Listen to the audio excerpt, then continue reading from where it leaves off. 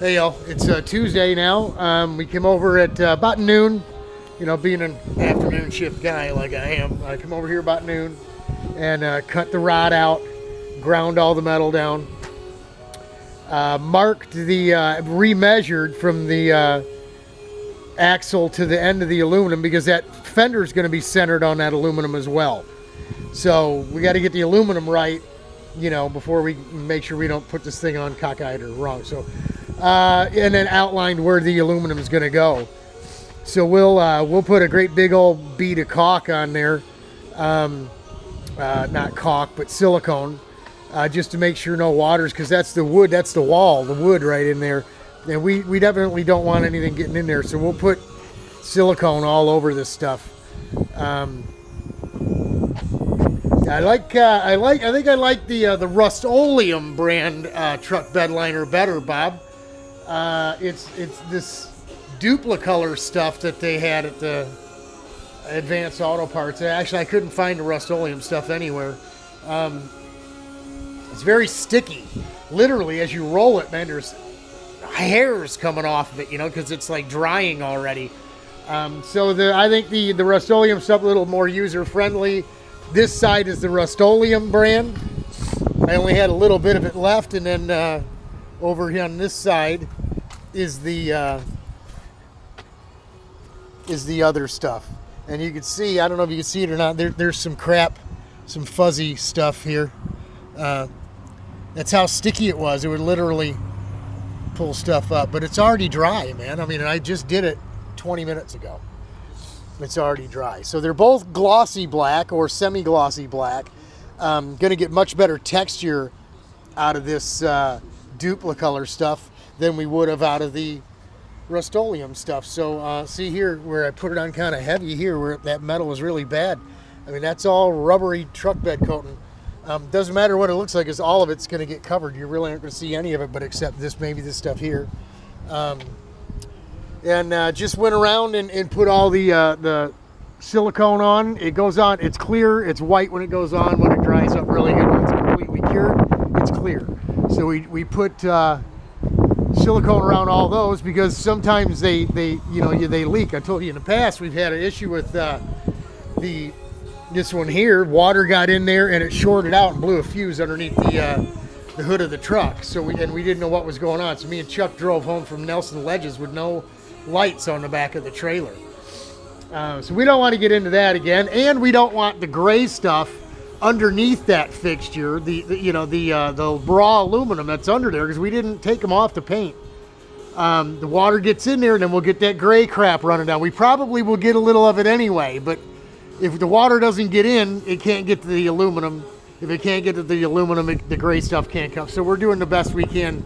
After we get blue paint and clear coat on this, we'll put clear silicone up in that edge, down in the edge of the trim that we're putting on. The dress up trim and the trim. As you see here, we've already put silicone on here. And that stuff will just get cleaned up and scraped up before we paint, because we'll take this off. This is stainless, I think, this bit here. We'll take these off and we'll paint right over the aluminum.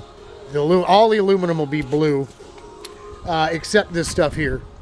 We're gonna tape this off. I think it'll look a little fruity if we just painted right over all that. It'll look a little Detroit, if you know what I'm saying. If you know what I'm saying. And we're gonna tape this off. I really would like to paint it gray, the antique pewter, like this stuff here. I know it's gonna get sandblasted and stone chipped and everything, but it just looks terrible. I don't know, maybe there's something we can put on it that'll make it uniformly dull, because keeping it shiny is just going to be too much work. But so that's it. That's everything on the list I had to do today. Cut it all out, grind it, blow it down, get it clean, put the truck bed coating on, and then get all the sealed stuff up.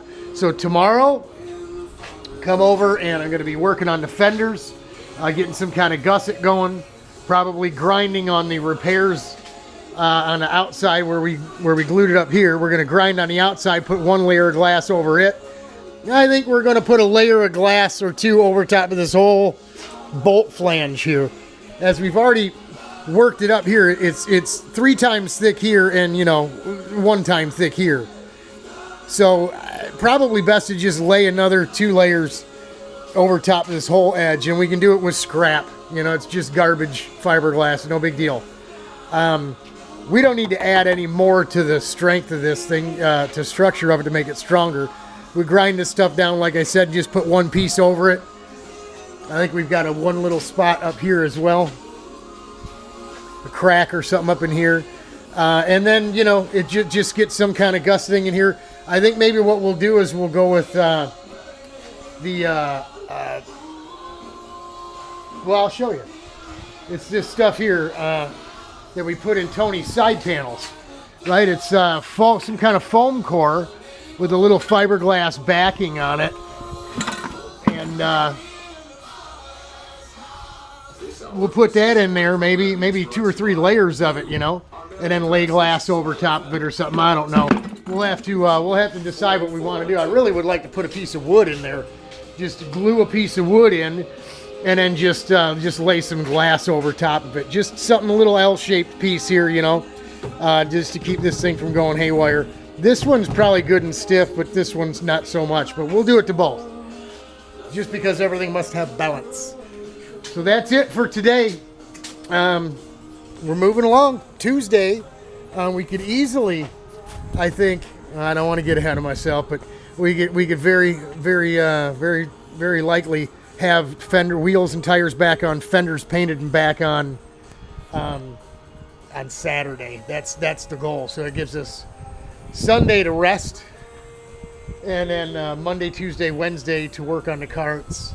Not a bunch to do on mine. Swapping out the gauge. It's basically take the seat, you know, lift the seat up and cut a bunch of zip ties, unplug things, zip tie a new one in, and plug it all back in. That isn't more than an hour and a half, you know, done and done. Then, of course, we've got the 4-banger that needs, Rich is finishing the chain guard today, he said. So that's got to get drilled and installed, rib nuts in it. Another bracket up top from the headrest perch. We're going to make a nice bracket there. Already got an idea of what we're going to do with that.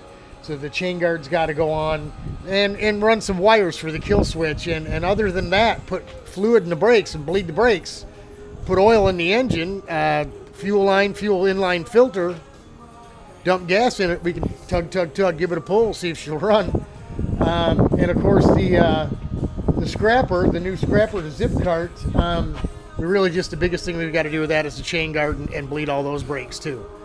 I got a short list. I think I put it in one of the descriptions in one of those videos here. It's not much, nut and bolt check. I mean, each one, you know, I could probably do the gauge deal on the cart on between morning service and evening service on Sunday, and have Monday, Tuesday, Wednesday to get the other 2 carts done for sure. So we'll work it out. That's it. That's what we got going. We're cutting and grinding and painting and prepping and getting ready to get things done. That's all we got for you here from Roseville. God bless y'all. Godspeed. I feel better. Thanks for the prayer. And it did work. It worked. I felt it. I did. I feel a little better. God bless y'all.